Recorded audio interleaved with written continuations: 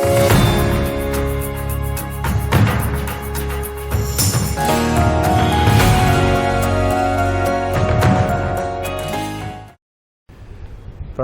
नमस्कार। बहुत स्वागत है आपका उस कार्यक्रम में जिसका नाम है हे प्रभु आनंददाता। निरंतर आपकी ऊर्जावान और बड़ी ज़बरदस्त रिएक्शंस हमको मिल रही हैं। एक बार फिर आपसे वही अनुरोध, 7009694440 हमारा व्हाट्सएप नंबर है।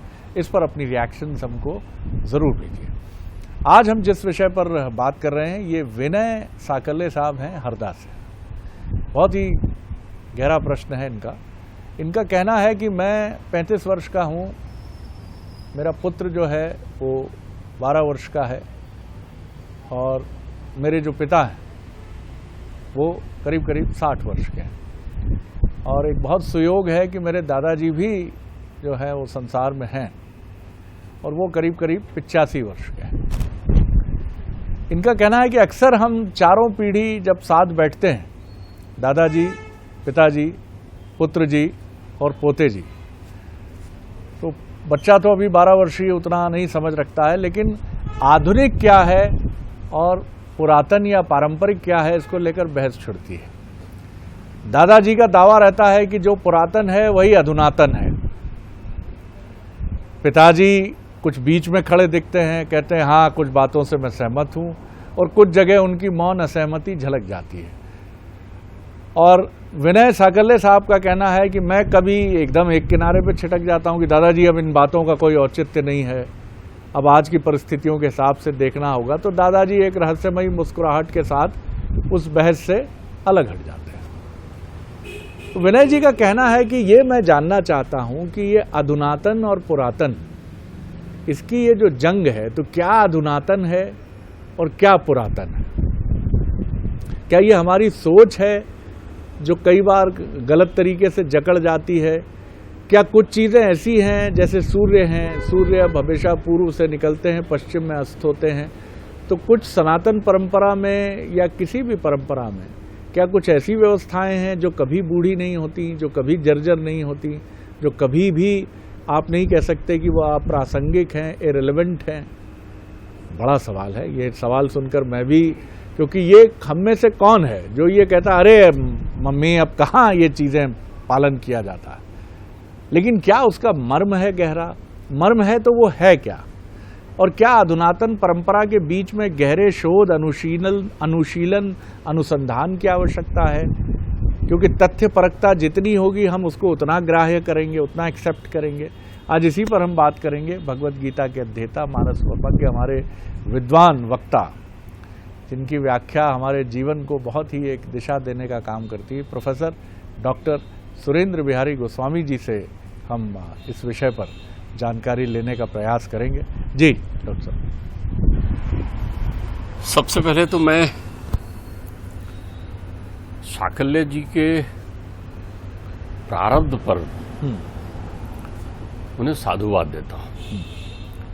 साकल्य जी का जीवन ऐसा है जिसमें 4 पीढ़ियां एक धुरी में बैठी हुई है, और इस दुर्लभ दर्शन को करने के लिए सृष्टि में केवल भारत भूधरा ही है जहां ये दृश्य दिख पाता है कि आप 4 पीढ़ी एक साथ बैठे हुए हैं। वो आपका 12 वर्ष का पुत्र अभी किशोरता को प्राप्त नहीं कर पाया है, लेकिन ईश्वर की कृपा रही तो आपके दादाजी शतायु होंगे और उसको भी एक छबीले रूप में देखेंगे, और हो सकता है 5वीं पीढ़ी भी देखें, क्योंकि ये जो विधान है प्रकृति का, ये गृहस्थ जीवन में इनके दिखती है। और कितनी अच्छी बात दिखती है कि ये लोग एक साथ बैठकर चर्चा चिंतन करते हैं। ये मुझे भी बहुत अच्छा। मेरे पिताश्री कहते हैं जी। मेरे पिताश्री की एक बड़ी अच्छी प्रसिद्ध उक्ति रहती थी कि मैं तो एक वाद्य यंत्र की तरह हूं, आप जैसा उसे छेड़ोगे वैसा वो बजने लगेगा, तो आप छेड़िए उसको, तो जितना छेड़ें। तो आज उस परिपाटी में साकल्य जी ने मुझे बहुत अच्छा छेड़ा है, उनका सरगम बहुत अच्छा लग रहा है। तो पहले तो मेरे अंतर मन में चूंकि आनंद उमड़ा इस बात को लेकर कि 4 पीढ़ी जिस परिवार में हूँ वो घर तो मंदिर है ही है। और आप 4 पीढ़ी बैठकर यदि चर्चा चिंतन कर रहे हैं तो वहां पर अध्यात्म नृत्य कर रहा है, विरोधाभास से कुछ अंतर नहीं पड़ता। देखिए, मतैक्य हो जाना अद्वैत हो जाना है, तो अद्वैत तो आपके आप अंतर्चित्त में है, पीढ़ियां आपके साथ बैठी है, तो आपसे ज्यादा अद्वैत कौन है? जिस घर में माता पिता दादा दादी परदादा इत्यादि इत्यादि एक साथ विद्यमान है, वो घर तो सारी समस्याओं के समाधान का सूत्र हो सकता है, मेरा अपना ये मानना है। अब उन्होंने जो पूछा है कि पुरातन और आधुनिक प्रक्रियाओं पर वो चिंतन कर रहे हैं, तो सबसे पहले एक निश्चित शब्द में आप ध्यान रख लीजिए, आधुनिक कुछ नहीं होता। आपका ये भ्रम है कि आप आधुनिक आधुनिक कहते हैं। ध्यान रखिए, जहां पर स्वतंत्रता और अनुशासन है उसे हम पुरातन नाम दे देते हैं, और जहां पर स्वच्छंदता है उसे हम आधुनिकता का नाम दे देते हैं। अर्थात जहां हमारी मति जो है सुमति से हटकर कुमति की ओर चली जाती है, जहां हम संग से कुसंग करना चाहते हैं, तो उसके परिप्रेक्ष्य में हम जो तर्क देते हैं वो आधुनिकता का देते हैं। आधुनिक क्या होता है? क्या मनुष्य पहले सींग लेकर पैदा होता था, अब नहीं होता है? क्या मनुष्य की आंखें अपनी जगह से हिल गई है क्या मनुष्य के सांस लेने का ढंग बंद हो गया है क्या मनुष्य के आहार लेने का ढंग बंद हो गया है क्या? आधुनिक या पुरातन कुछ नहीं होता, परिवर्तित केवल आपकी बुद्धि क्षमता पर होता है। बुद्धि के धरातल पर परिवर्तन होने से परिवेश आपको पुरातन और आधुनिकता में ले जाता है। बहुत अच्छी। जो कुछ भी परिवर्तन होता है वो आपकी बुद्धि के धरातल में होता है। अब आप स्वच्छंद हो गए, आप उनको आपको वो सब बंधन लगने लगे जिसमें कहा सत्यभाषी रहिए, झूठ मत बोलिए, वस्त्राभूषण अच्छे से पहनिए, बातचीत करने का तरीका रखिए, आहार विचार व्यवहार पर ध्यान दीजिए। अब आप जब तक वो सब कर पा रहे हैं तब तक तो आपको पुरातन अच्छा लग रहा है, आपने मान लिया वो पुरातन था। और जैसे ही आप अपनी मनमर्जी का काम करने लगे, आपने एक ओढ़ा ओढ़ लिया जिसे आधुनिक कहते हैं। वो ओढ़ा है, यथार्थ कुछ नहीं है। युग जो है वो केवल आपकी मना स्थिति के कारण बदलता है। मैंने आपको पहले भी युगों का चर्चा करते हुए कहा है कि कोई ऐसी महाप्रलय की स्थितियां नहीं विद्यमान होना है। आप परिकल्पना मत करिए, नित्य प्रलय की व्याख्या है, पैदा हुआ है, खत्म हो जाएंगे, मर जाएंगे। प्रकृति प्रकोप आएंगे, 100 वर्षों तक के अनावृष्टि अतिवृष्टि की स्थिति होगी, प्रकृति अपना संतुलन बनाएगी। लेकिन ऐसा कोई युग नहीं आने वाला है कि पूरी पृथ्वी एक साथ नष्ट हो जाए और नए सिरे से कोई प्रक्रियाएं उत्पन्न हो। अगर ये युग आधुनिक होता तो इसके दुख और पीड़ा की कहानी आज से 1000 और लाख वर्ष पहले वर्णित नहीं होती। इस युग में विचारों में विषमता रहेगी, विचार विषयी हो जाएंगे, और इस युग के प्राणी दिनों दिन दुख और पीड़ा की ओर अग्रसित होते चले जाएंगे। आप नित्य प्रति दुख और पीड़ा की ओर चले जा रहे हैं। दादाजी जो कह रहे हैं वो शरीर नहीं आत्मज्ञान के बारे में कह रहे हैं। ध्यान रखिएगा, वो पीढ़ी के हैं जिन्होंने ब्रह्म के स्वरूप को जाना है। वो जानते हैं संसार नश्वर है, उनके पास अनुभव की थाती है। वो आपको जब सज धज कर जाते देखते हैं तो मुस्कुराते होंगे, पहन ले, ये कपड़ा पहनता है, पहन ले। उन्हें मालूम है कि ये जब उम्र के सोपान पर बढ़ेगा तो इसे मालूम चलेगा कि व्यक्ति का व्यक्तित्व वस्त्रों से नहीं होता, व्यक्ति का व्यक्तित्व विचारों से होता है। लेकिन वस्त्र का आपके विचारों पर प्रभाव जरूर पड़ता है। इसलिए तो हमारे यहाँ आप देखिए, हमारे यहाँ वस्त्र आभूषण भी सुनिश्चित हैं कि जब आप पूजा करने बैठेंगे तो कैसे वस्त्र पहनेंगे, जब आपके घर में परमात्मा का चिंतन होगा तो कैसे वस्त्र पहनेंगे, जब आप रसोई घर में रहेंगे तो कैसे वस्त्र पहनेंगे, जब आप शयन की मुद्रा में जाएंगे तो कैसे वस्त्र पहनेंगे, जब आप अतिथि या आतिथ्य को स्वीकार करने के लिए जाएंगे लोगों के बीच तब कैसे वस्त्र पहनेंगे। ये क्यों? ताकि बहिरंग में आपको भास बना रहे और आपकी बुद्धि उनके अनुकूल सावधान रहे कि सावधान, मैंने अभी सर में पगड़ी बांध रखी है, सावधान, मैं वस्त्राभूषण में हूं, मतलब मैं कहीं ऐसे गरिमापूर्ण समारोह में आया हुआ हूं जहां मुझे ध्यान रखना है। तब तो आप सावधान रहते हैं। किसी के यहाँ शादी विवाह हो रहा हो और किसी ने कपड़े ना बदले हो तो सब बोलने पहुंच जाएंगे, कपड़े ना बदले हो मतलब सुंदर वस्त्राभूषण, अरे आपने कपड़े नहीं बदले, बारात आने वाली है, देखिए कैसे क्यों रहे। तो वो क्यों? ताकि आप एक भास तंत्र, एक माया के संसार में पहुंच जाएं। तो आधुनिकता कुछ नहीं होती। काल तो कभी भी जो है अपरिवर्तित रहता ही नहीं ना, वो तो हर पल परिवर्तित होता है। यदि एक व्यक्ति 80 वर्ष का है तो 80 वर्ष के हर क्षण में काल ने उसको बदला है। काल के प्रभाव से आपका शरीर बदलता है, काल के प्रभाव से आपके विचार बदलते हैं। तो जैसे जैसे विचार बदलते हैं वैसे वैसे आप युग की परिकल्पना करने लगते हैं। इनने तो अपने प्रश्न का उत्तर स्वयं दिया है कि सूर्य उदय होता है तो आज तक पूरब से उदय होता है ना, वो तो नहीं बदला। आप प्रकृति को देख लें, क्या प्रकृति बदलती है क्या? उसका उत्तर होगा हाँ बदलती है। तो प्रकृति से बना ये शरीर भी बदलता है। जो विचार आपके बालपन में थे वो विचार किशोर अवस्था में नहीं। जो वो 12 साल का बच्चा बैठकर आपको आज सुन रहा है उसके वो विचार इस स्मृति में रहेंगे। लेकिन तब उसकी सोच बदल चुकी होगी, लेकिन तब वो कहेगा मेरे दादाजी ऐसे कहते थे। अब रहा पिताजी का, तो पिताजी जब तीसरी पीढ़ी के बीच बैठे होते हैं तो चूंकि उन्होंने जीवन भर अपनी विद्वता अपने पिताश्री को नहीं दिखाई है ना, अब उनको लग रहा है कि मैं भी तो प्रौढ़ा गया हूं, तो वो आनंद लेने के लिए वो छिड़ते हैं। पिताश्री जानते हैं कि आपके प्रपितामह ही जो बात कह रहे हैं वो परम सत्य है, सार है। उसके व्यक्तिकरण का तरीका बदल जाता है जी, उसकी अभिव्यक्ति बदल जाती है। ध्यान रखिएगा, जो बाहर का परिवेश है वो आपके आचरण और व्यवहार को निर्धारित करता है। बाहर का परिवेश ही युग है। बाहर का परिवेश जैसा होता है उस युग में आप पहुंच जाते हैं। जैसे किसी के घर में आप पहुंचते हैं, पूजा पाठ, शांति, बड़ा आनंद लो। अरे भाई, आपके घर में आए तो ऐसा लगा कि जैसे हम तो सतयुग में पहुंच गए हैं। उनसे मिलो तो ऐसा लगता है कि बिल्कुल साक्षात जो है गीता वहां उपलब्ध हो गई, नृत्य कर रही है। तो गीता तो अपनी जगह ही रखी हुई है, किसी के यहाँ धूल खाते हुए रखी हुई है, किसी के यहाँ पूजा हो रहा है और किसी के यहाँ लोग पढ़ रहे हैं। गीता वही है, युग वही है, कालो नहीं आता वह में हो जाता। समय थोड़ी गुजर रहा है, हम गुजर रहे हैं उस समय से। समय तो यथावत है। आपको लगता है कि हमारे बचपन में ये होता था, आप फिर से बचपन में पहुंच गए हैं, जो दावा कर सकते हैं कि अब बचपन में नहीं होता है। आज भी बचपन में वो होता है, लेकिन अब आप देख रहे हैं बचपन वहां चले जाते हैं जहां परिवेश का अंतर है।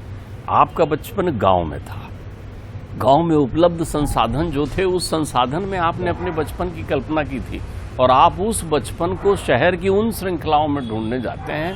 तो बचपन तो वहां भी है, अनुभूति तो वहां भी है, लेकिन वहां संसाधन जो उपलब्ध है उसके अनुरूप बचपन है। आपके बचपन में कीचड़ की सड़कें थी, लेकिन जब आप शहर के बचपन में पहुंचते हैं तो वहां कीचड़ की सड़कें नहीं है। तो भाव तो वही है, वहां भी ताथैया ताथैया करता है कन्हैया। जो गांव में करता था कन्हैया, वो शहर में भी ताथैया ताथैया करता है। तो आधुनिकता जो है स्वच्छंद विचारधाराओं की परिणति है। रहा सवाल, अगर आप पुरातन युग से आज के युग की परिकल्पना करेंगे, हम बहुत पीछे हैं। तभी उन्होंने हमारी पीड़ा और दुखों के बारे में बताया था। तब वो वेद लिखते समय कभी मैं तो बड़े अपने युवाओं से कहना चाहता हूं कि सबसे पहले तो आप श्रवण की संस्कृति पर विश्वास करना शुरू करें और थोड़ा सुने। भले चाहे वो गांव के पंडित जी आपको कोई कथा सुना रहे हो, उस कथा में आपका मन न लग रहा हो, लेकिन वो क्या बोल रहा है उसको सुने। आप अच्छा इंटरप्रिटेशन कर लेंगे उसका। आप सुने तो वो पाप पुण्य शुभाशुभ के इत्यादि के बारे में कह रहे होंगे, लेकिन आप तो इतने अच्छा व्यक्त करते हैं। आज के युवा तो किसी भी शब्दों को जब मीमांसा करते हैं तो कितना बढ़िया करते हैं। ठीक बात। आप किसी युवक को छेड़ के देखिए। मैंने एक गूगल गुरु के शिष्य को छेड़ा तो उन्होंने मुझे पृथ्वी की दूरी और मंगल और चंद्र की ऐसी ऐसी विशेषताएं बताई, और सब विशेषता बताकर जब वो रुके तो मैंने कहा हम तो आपको शुरू से कहते थे ना कि मंगल लाल है। हम तो शुरू से आपको कहते थे ना, जब आप मंगल में नहीं पहुंचे थे। हमने आपको चंद्रमा की जो विशेषता बताई थी वो पृथक तो नहीं बताई थी ना। तो पुरातन युग में आज आपको प्रक्षेपास्त्र का उपयोग करना पड़ता है। आज आप मोबाइल का उपयोग करते हैं, मोबाइल से एक से बात करते हैं दूसरे से। उस समय तो हमारे ऋषि ध्यान मग्न होते थे, न जाने उनके पास क्या विधा थी, वो स्मरण करते थे। जैसे ही वो स्मरण करते थे दूसरे ऋषि वहां प्रकट हो जाते थे। तो ये कौन सी पद्धति थी? तब उनको परमाणु बम छोड़ने के लिए, आपके आज परमाणु बम छोड़ने के लिए इतना समय थोड़ी लेना पड़ता था। वो तो निहत्थे निकले हुए हैं घर से बाहर, उन्हें दिखा रही आफत आ गई है, क्या करना है। एक तिनका उठाया, उस तिनका उठाकर उसमें कोई साउंड प्रेषित कर दिया मंत्र के द्वारा, और वो परमाणु बम बन गया। वो तिनका छोड़ दिया आपने। वो विशिष्ट लक्ष्य का भेदन करता था। तो अभी तो हम नहीं पहुंचे हैं ना। अभी आपने जो है ये कल्पना की है, आप मैं देखता हूँ वो ड्रोन बनाए हैं आपने, जो कहीं बटन दबाकर ड्रोन चलता है, मानव रहित बनाते हैं। उस समय तो मानव बैठता भी था तो पायलट नहीं था, इंजन नहीं था, ऑयल पेट्रोल की समस्या नहीं थी। अब आप ये ना कहना कि ये तो काल्पनिक कथा थी, ये यथार्थ जीवन में प्रमाणित हो चुके तथ्य हैं। तो हमारे सारे पुरातन वो कह रहे थे कि कलिकाल में मनुष्य स्वार्थी हो जाएगा, प्रत्येक घर में अशांति रहेगी, मतभेद हो जाएगा, व्यक्ति स्वार्थी हो जाएंगे। तो उन्होंने इसको देखा था। इस पीड़ा से ही नारद जी बेचैन होकर गए थे नैमिषारण्य में। इस पीड़ा से बेचैन होकर कि सनकादिक ऋषियों के पास गए थे। आपने कभी समझा नहीं कि ऋषि पंचमी क्यों मनाते? हमारे यहाँ तो ऋषियों की पूजा भी होती थी। आपने गुरु की तो पूजा कर ली, गुरु पूर्णिमा मना लिया, तो ऋषियों की कब करेंगे? तो हम लोग ऋषियों का पूजन करते थे उस दिन, उसको ऋषि पंचमी कहते थे। पंचमी को ही पूजन होता था। क्यों?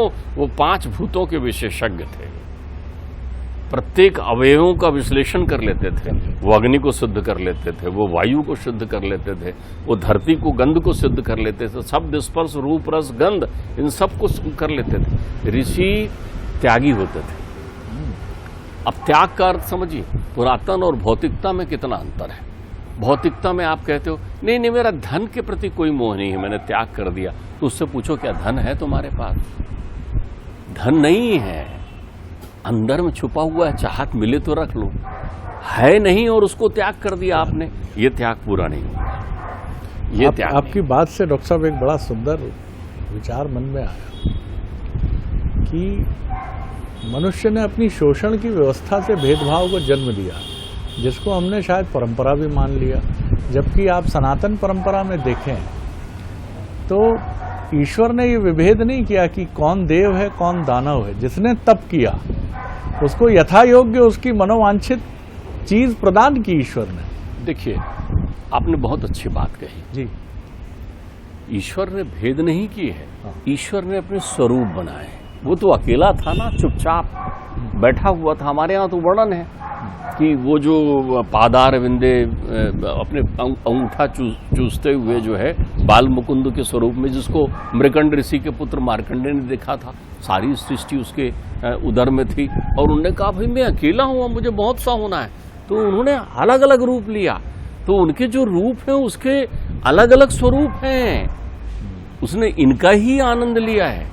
उनको लगा ऐसा ना बनूं कि जो बहुत सुदर्शन बन जाऊं, तो मनुष्य बन गए सबसे सुंदर सृष्टि, 9वीं सृष्टि। उन्हें लगा मैं वृक्ष बन जाऊं, उन्हें लगा मैं पतंगा बन जाऊं, उन्हें लगा मैं सींग वाला मनुष्य भी बन जाऊं, उन्हें लगा मैं गोरा बन जाऊं, उन्हें लगा मैं काला बन जाऊं। तो जितने भी तत्व थे उन्होंने अपना अपने स्वरूप का प्रदर्शन किया है। हम भेद नहीं करते, ये हमारी दृष्टि का भेद है। अध्यात्म कहता है कि सारे प्राणियों में चेतना एक ही है। जो चींटी में है वो हाथी में है, उसी चेतना के कारण वो संचालित हो रहा है। चेतना का भेद नहीं है, लेकिन आपको अपने व्यवहार में भेद करना ही होगा। आप सबके साथ समरूप नहीं हो सकते। जैसे आप पिता से बात करते समय एक दूसरे स्वर का उपयोग करते हैं, दादा से बात करते दूसरे स्वर का उपयोग करते हैं। जो जरा अवस्था की ओर अग्रसित हो जाते हैं उनके साथ तो आप बालपन में बात करने लगते हैं, मिठास के साथ बोलने लगते हैं। तो ये सर्किल जो चल रहा है, आपको शेर दिख गया तो आप शेर के साथ वो प्रेम नहीं दिखा सकते जो गाय के साथ दिखा रहे हैं कि चलो इनके गले में हाथ फेरे, हमारा बीपी कम हो जाएगा। वहां जाते ही आपका बीपी जो है वो बढ़ जाएगा, कम नहीं होना है आपको। तो संसार सृष्टि की भेदात्मकता स्थिति से आप आधुनिकता या पुरातन की परिकल्पना नहीं कर सकते। तो मैं आपसे निवेदन ये कर रहा था कि उन लोगों ने इन स्थितियों को समझा था, ऋषियों ने इन स्थितियों को जाना था। जब उन्होंने इन सारी चीजों को ध्यान रख लिया तो ऋषि ने एक सूत्र निकाला। उन्होंने कहा कि संसार में चाहे जिस भी परिवेश में आपकी बुद्धि हो, आप त्यागी बने रहिए। प्रत्येक व्यक्ति यदि ऋषि बन जाएगा तो उसके पास सत्यासत्य का अन्वेषण करने की बहुत अच्छी क्षमता आ जाएगी। त्यागी वो कहलाता है हो और छोड़ दें। मेरे आसपास बहुत मित्र हैं, लेकिन मैं मित्रों से दूर हूं, अकेला नहीं हूं, क्योंकि वहां कुसंग की संभावना है, मैं उनसे दूर हूं। मेरे पास बहुत सारा धन है, लेकिन मैं वो धन दे रहा हूं लोगों को, मुझे मालूम है ये धन यहीं छोड़ जाना है। मैं इष्ट मित्रों को सबको सहयोग कर रहा हूं, संबल कर रहा हूं। तो ध्यान रखिए, आधुनिकता का अर्थ जो मैंने देखा भौतिकता में, आप किसी भी भौतिकता ढले आदमी से पहुंच जाइए, वो आपको पुरातन कब कहेगा। आप उसे रोकिए आहार आचार विचार के बारे में, आप उससे कहिए कि झूठ मत बोलना, क्या आप पुरातन स्थिति लेके बैठे हो। आप उसको कहिए कि आप मर्यादा में रहिए, वो आपको कहेगा क्या आप वो ईमानदार नहीं है। नैतिकता को खो देना आधुनिकता नहीं है। बिल्कुल ठीक बात। तो पुरातन यदि नैतिकता को थामे हुए है तो आप रोज नैतिकता की जड़ों को तोड़ करके कहें कि अब मैं आधुनिक हो गया हूं। आधुनिक अगर आप नैतिकता विहीन हो रहे हैं तो आधार विहीन हो रहे हैं आप। तो जीवन में जब तक आधार है, जो आपका आधार है, जो आपकी बुनियाद है, वही पुरातन है, वही परंपरा है। आप कहेंगे ये बेकार है तो फिर आपका अस्तित्व खत्म हो जाएगा, क्योंकि उसी आधार से तो आप उठे हुए हैं। धरती ना रहे और आप खड़े रहें, ये संभव नहीं है। यही सबसे महत्वपूर्ण बात है। कुछ उदाहरण से समझने की कोशिश करें आप भी इसको, कि आधुनिकता का क्या ये अर्थ है कि आप चिकित्सक के पास जाएं और वो आधुनिक रॉ में बहकर कहे कि क्या करेंगे, बीमारी का उपचार कराकर निकलिए, बहुत हो गया, संसार कोई रहने की जगह है क्या। सेना की आप बात कर लीजिए कि साहब ईश्वर ना करे किसी देश की सेना मद्यपान करके तमाम बॉटल्स लेकर युद्ध करने पहुंचे। अब जब तक है मन पिएंगे, उसके बाद लड़ेंगे। आप कहिए यही आधुनिकता है साहब। पुराने समय में होता था, अनुशासन क्या कभी बदला? 10वीं शताब्दी का अनुशासन सेना का 2022 में भी है। पहली शताब्दी में सेना का जो अनुशासन था वो 10वीं में भी था, और वो आज आप कह दीजिए 21वीं सदी के बाद भी है। तो क्या बदलता है? हाँ, आप ये कहेंगे स्त्रियों को स्वतंत्रता नहीं थी, उनका शोषण था, तो ये शोषण है। ये आधुनिक होने की या पुरातन होने की जंग नहीं है। शोषण की मानसिकता आज भी है। वो पुरुष के विरुद्ध भी है, स्त्री के विरुद्ध भी है, समाज के विरुद्ध भी है। जो एकाधिकारवादी वृत्तियां रखते हैं वो हमेशा से ऐसे रहे हैं, और उनके खिलाफ जंग करने वाला भी यही मनुष्य। कबीर को क्या आप आधुनिक नहीं मानेंगे? तुलसीदास जी जब अवधि में रामचरितमानस लिखते हैं और संस्कृत के विरुद्ध अनायास ही एक बहुत बड़ा उसको युद्ध मान लिया जाता है, तो तुलसीदास खड़े होते हैं ना। लेकिन आधुनिक और पुरातन की जंग के तौर पर तो आप इसको नहीं देखेंगे। कुछ एकाधिकारवादी लोग हैं, दरअसल हम इन्हीं एकाधिकारवादी लोगों को पुरातन मान लेते हैं, जबकि पुरातन जैसा तो शायद कोई शब्द ही नहीं है। पुरातन सिर्फ एक रुग्णता है, एक सोच है, एक खराब मलिन मनोवृत्ति है। जी, इसको आप देखिए, इसमें एक अच्छा, आपको सुनते हुए मैं एक परिभाषा बना रहा था। जहाँ चमक है, जहाँ आकर्षण है, आप उसे आधुनिक मान लेते हैं। लेकिन जहाँ चमक नहीं है, लेकिन जो अपना है, उसको आप पुरातन मान लेते हैं। जैसे हीरा आपके पास रखा होगा, हीरा सदा के लिए है, वो आपका अपना है, तो आपके अंतर्चित्त में है, तो आपको वो अपना लगता है, तो आपको लगता है ये पुरातन है। आपको बाहर के वो कांच प्रभावित करते हैं। देखिए, जो विचार से आप परिचित नहीं हैं, वो प्रारंभ में आपको आकर्षित करते हैं बड़े सुंदर रूप में। मुझे यहाँ पर एक बड़ा अच्छा सुंदर व्यंग्य याद आ रहा है, जो कभी किसी काल में मेरे किशोर पुत्र ने मुझे सुनाया था, और उससे सुनकर मुझे लगा था कि कैसे हमारा आकर्षण प्रतिलोम दिशा में होता है, जबकि हम अनुकूल पथ के पथिक हैं, अपनी श्रेष्ठता को हम भूल जाते हैं। उनने कहा कि साहब, मृत्यु को प्राप्त करने के बाद कुछ अच्छे सज्जन लोग जो हैं वो ऊपर स्वर्गलोक की ओर गए। जब स्वर्गलोक के प्रवेश द्वार में गए तो उन्होंने बगल के द्वार में खूब जोर का शोर देखा। वहाँ डीजे बज रहा था, नाच गाने हो रहे थे, बहुत सारी चीजें चल रही थी। उन्होंने बगल में देखा कि साहब वहाँ फिल्म भी चल रही है, टीवी भी लगा है, डीजे भी बज रहे हैं, खूब शोर है, जबकि यहाँ परम शांति थी, आनंद महक आ रही थी, एक सुगंध। उनने पूछा ये किसका द्वार है? उनने कहा ये नरक का द्वार है। बोले ये स्वर्ग का द्वार है। बोले यहाँ आपको कैसे लगेगा? जैसे आपने खुद के घर में लगता है, आनंद लगेगा, आपको जीवन की सारी वो तृप्तिवर्धक चीजें मिलेंगी। बोले वहाँ ये नहीं मिलेगा। बोले उधर आप ध्यान मत दीजिए, आप तो अपने घर जाइए। बोले नहीं, आप बताइए क्या कोई ऐसा ऑप्शन है, कोई विकल्प है कि मैं इसको छोड़ के वहाँ जाना चाहूँ? बोले तुरंत है, आप दस्तखत करिए। उनसे दस्तखत लिया, बोले इस गेट से चले जाइए।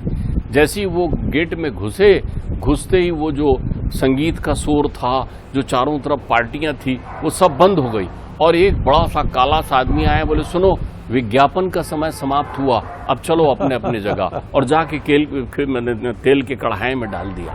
तो वैसे ही क्या है कि आप अपने आप को जब अनुभूत नहीं करना चाहते और बहिरंग चीजें आपको आकर्षित करती है, तो आप समझ लीजिए तब आधुनिकता की प्रक्रिया है। युग में कोई परिवर्तन नहीं होता, परिवर्तन आपके विचारों में है। और बहुत सुंदर उदाहरण मुझे आपकी बात से याद आया।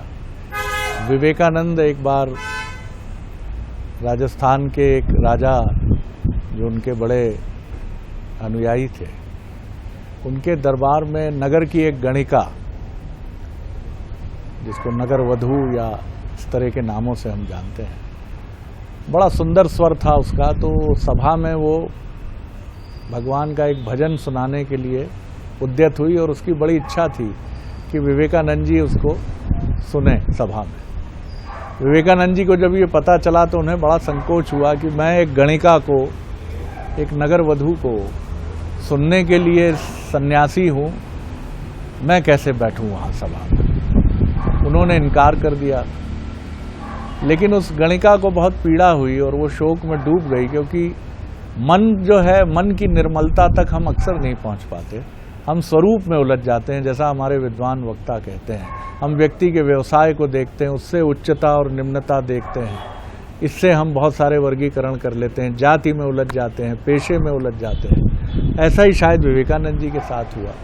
लेकिन जो भी बात हुई हो, उस गणिका ने एक ऐसी टिप्पणी की कि शायद मैं जिस काम से जुड़ी हूँ वो अस्वच्छ हो सकता है, उससे घृणा या उससे नाराज़गी स्वामी जी को हो सकती है, लेकिन मेरे मुख से निकलने वाला जो प्रभु की कीर्ति का भजन है वो तो निर्मल है।